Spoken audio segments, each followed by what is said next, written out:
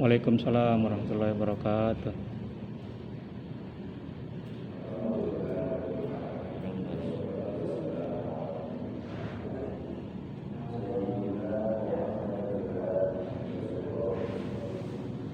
Kurang aja. Kurang aja.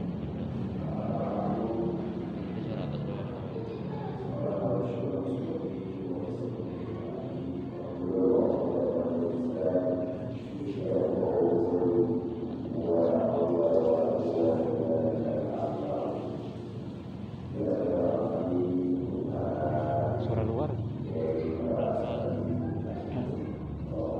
Sebilangin nggak? Dibilangin. Dalam deh.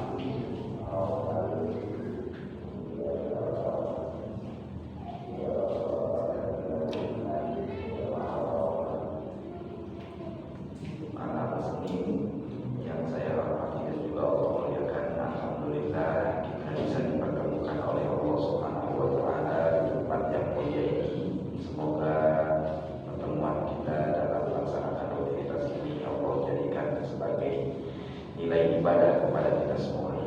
Allah jadikan wasilah kepada kita semua.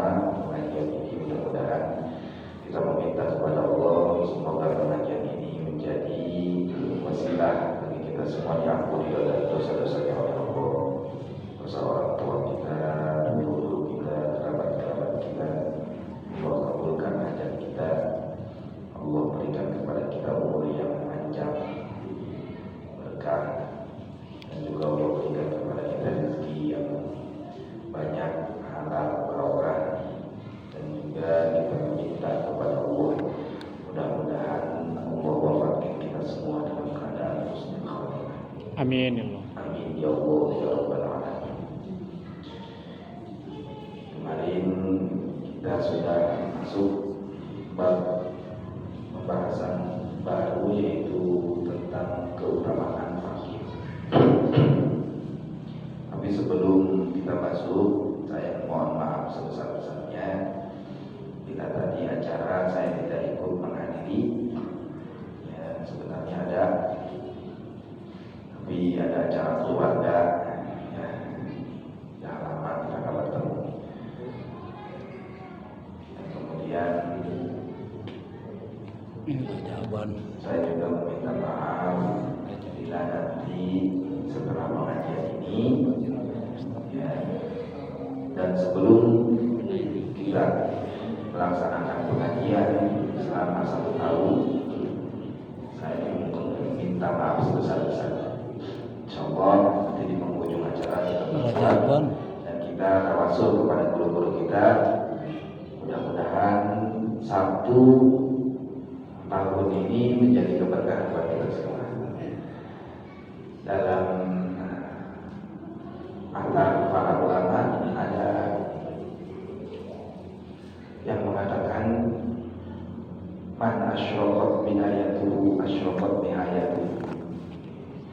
Barang siapa yang awalnya baik, bersinar, bercahaya, maka berakhirnya pun akan bercahaya.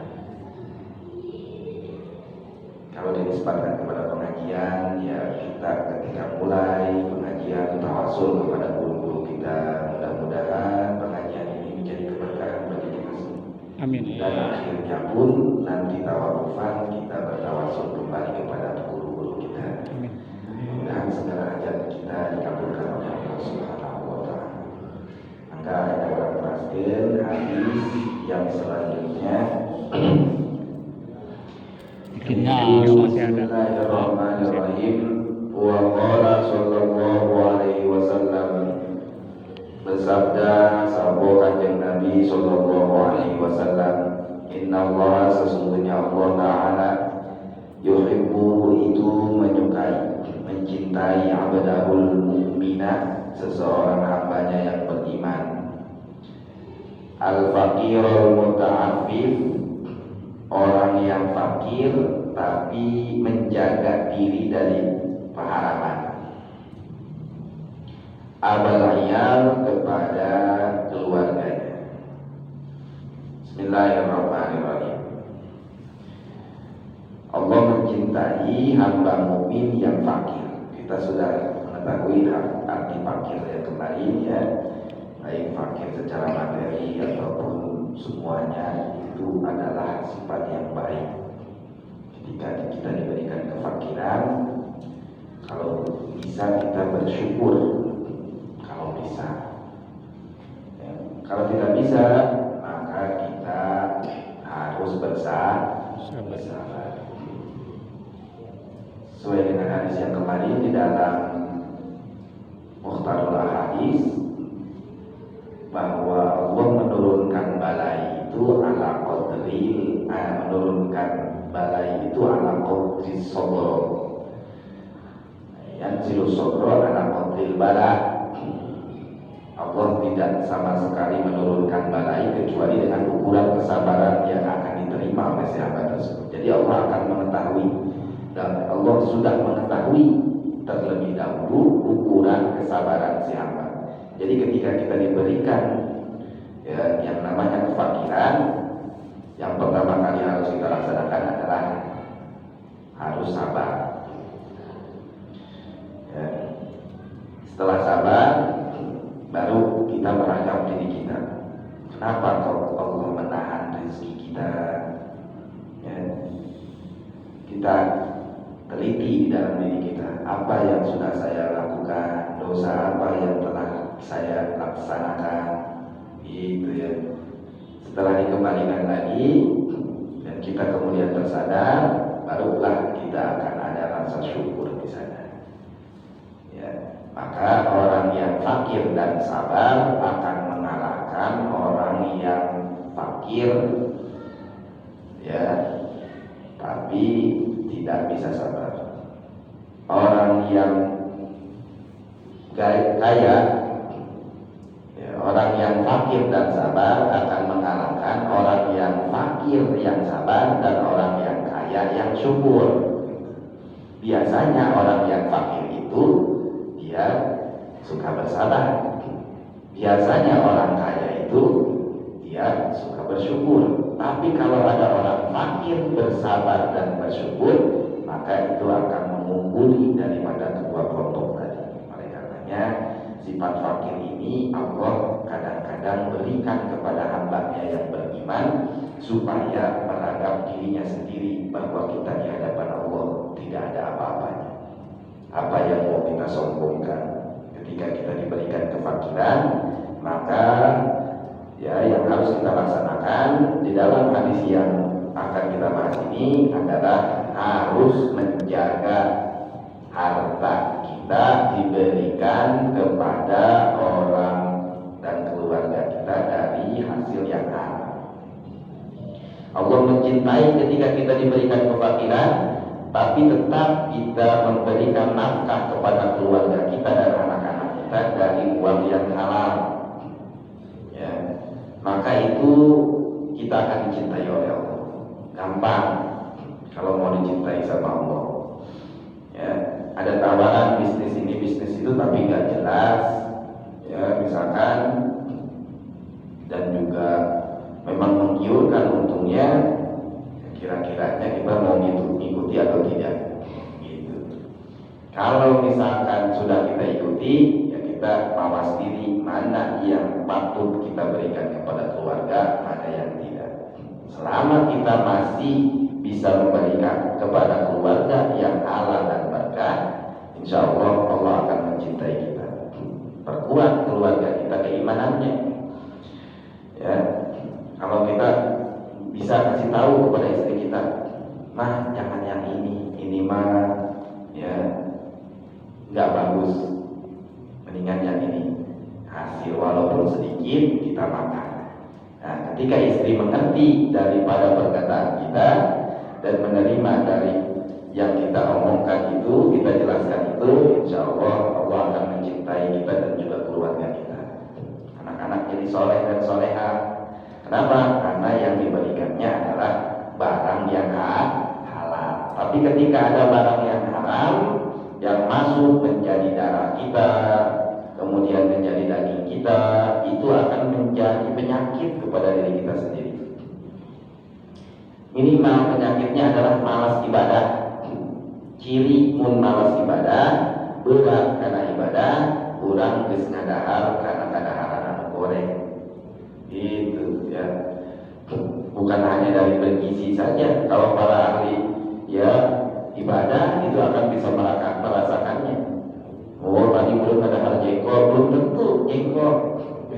Wong si jengkolnya ke kadang-kadang itu adalah dari hasil makanan kita yang dari uang yang kurang berkah. Makanya ketika kita mau bersedekah ataupun memberikan kepada makan keluarga kita, ya jangan racuni keluarga kita dengan barang yang kurang baik itu.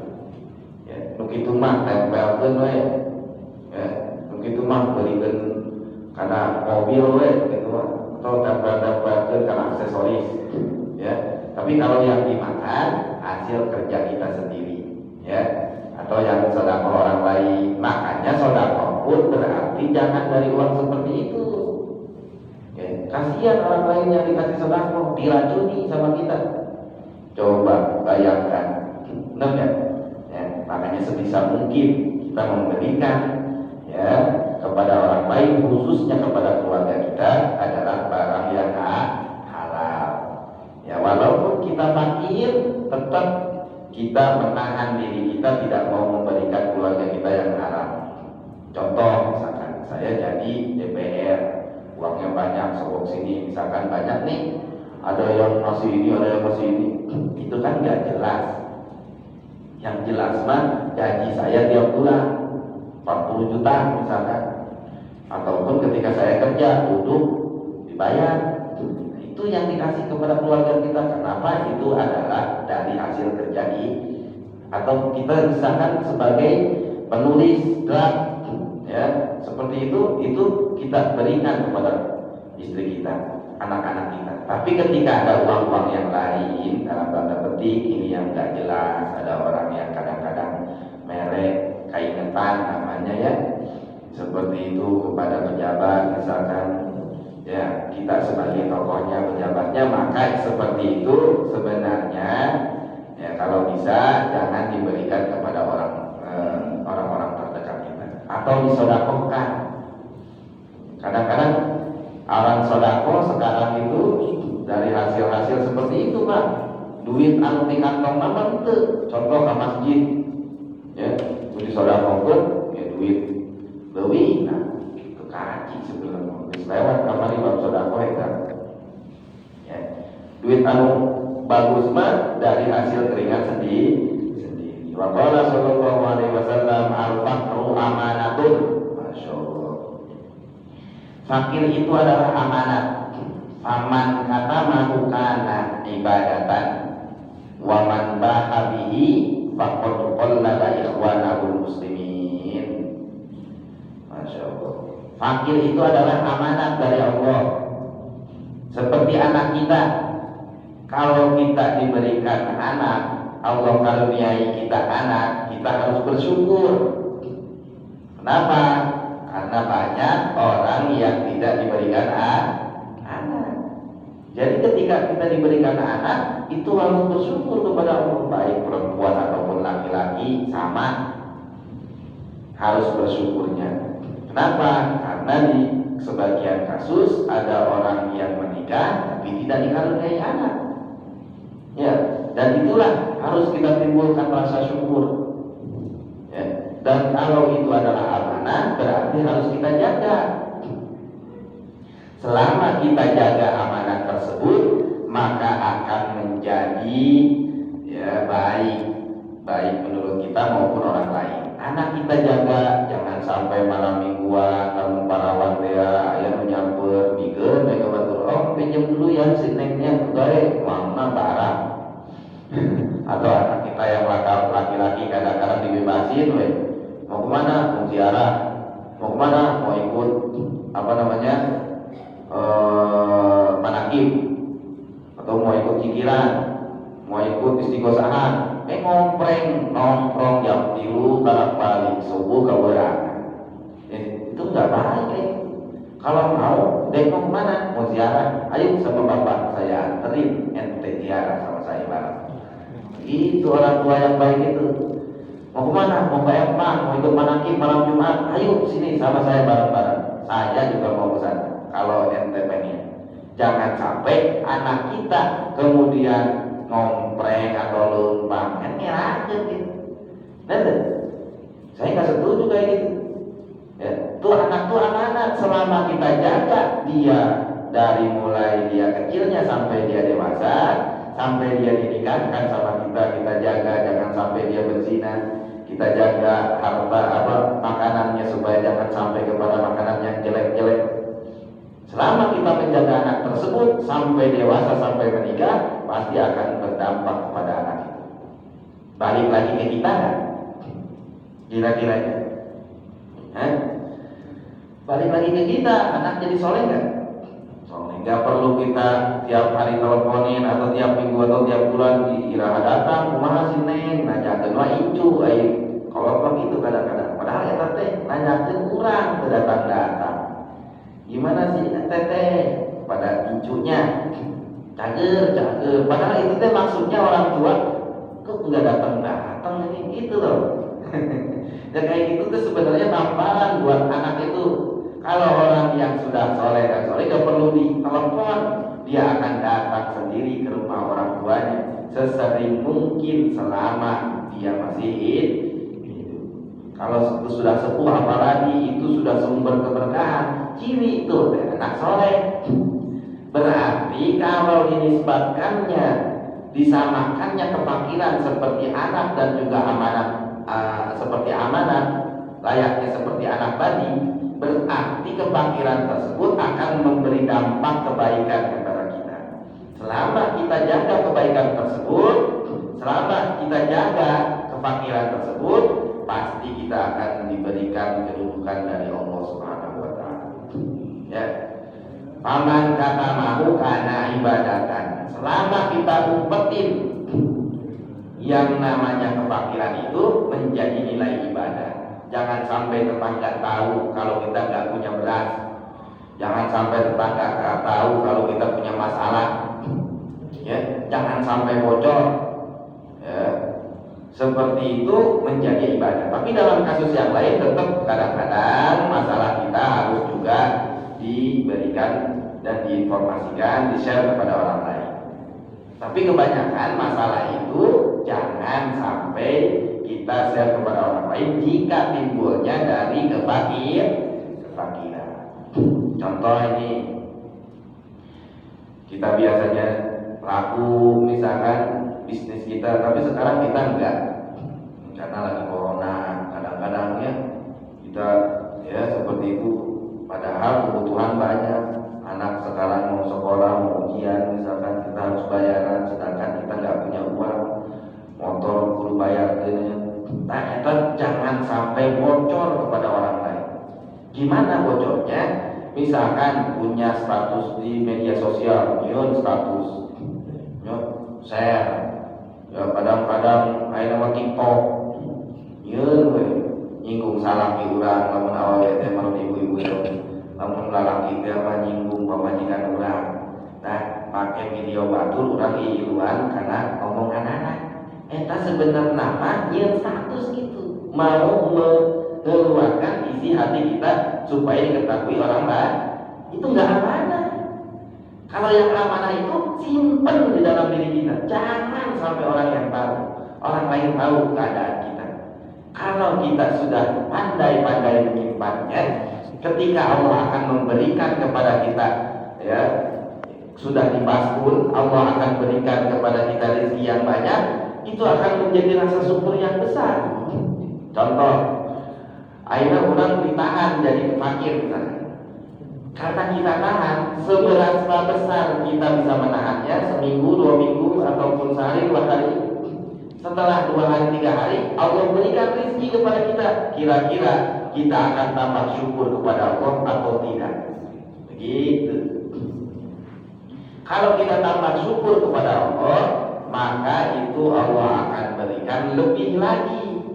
Jadi niatnya Allah, tujuan Allah memberikan kita kefakiran mau menguji seberapa besar nanti kamu akan bersyukur kepadaku. Begitu. Jadi kalau Allah diberi kefakiran sebenarnya Allah mau kasih yang lebih. Ya, karena Allah mengetahui bahwa kesabaran dia ukurannya segini. Ketika dia tidak membicarakannya kepada orang lain, maka Allah akan tambah-tambah nanti rizki yang akan diberikannya ketika dia bersyukur. Wa man ba'a bihi faqad qallada ikhwanahul muslimin.